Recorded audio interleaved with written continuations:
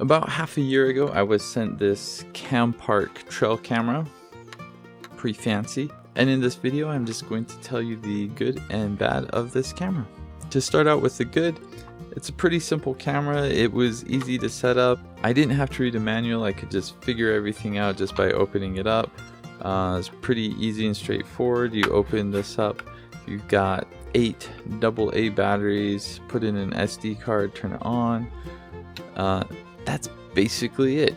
So super easy to set up. I also found it works more or less as intended. When something moves in front of it, it will start recording, captures that recording, and you have it saved on an SD card. Another nice thing is, I've left this outside for several months. It's seen rain, it's seen heat, it's seen snow.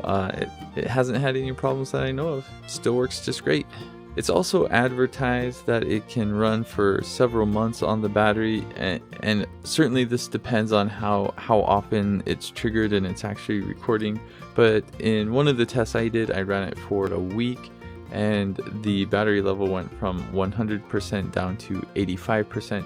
So that seems to be probably pretty accurate. Another nice thing about this is it does capture wildlife, but when it rains or it snows, that does not trigger it to go off, so you don't have to worry about it going off and draining a bunch of battery. It's also able to capture small things like birds. So now the bad with this camera. I found that the response time on this was a little bit slow. Here you can see a shot of a deer basically just walking out, so you can kind of get an idea that the deer walked in the shot, probably took a second or two to register, and by the time it started recording, the deer was mostly gone. I set this out on my porch as well, where it was out on the street capturing cars as they would go by.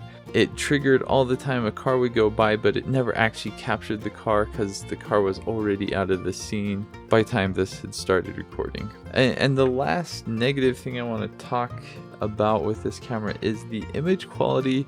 Reminds me very much of the digital camera I had in the 1990s. Here you can see some sample footage for yourself. It certainly works. You can certainly tell what's going on. You can see the wildlife. But if you care about image quality, you're not going to get super fantastic image quality with this.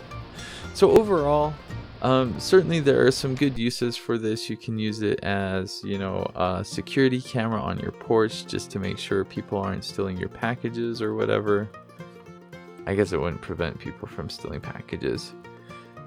And the image quality might not be good enough to actually recognize their faces, but you get my point. Or if you want to capture wildlife in your garden to figure out what's eating all your plants, or if you want to use this for hunting, it certainly works, and it works pretty well. If you care about image quality, I imagine there's some other trail cameras out there that are likely more expensive but have better image quality. Overall, it's a fun device, nice to have for certain uses. I don't even know where they would get a camera that's that bad. Like, they must have gotten it from like a warehouse from like way back when or something. But yeah, image quality, that's a thing.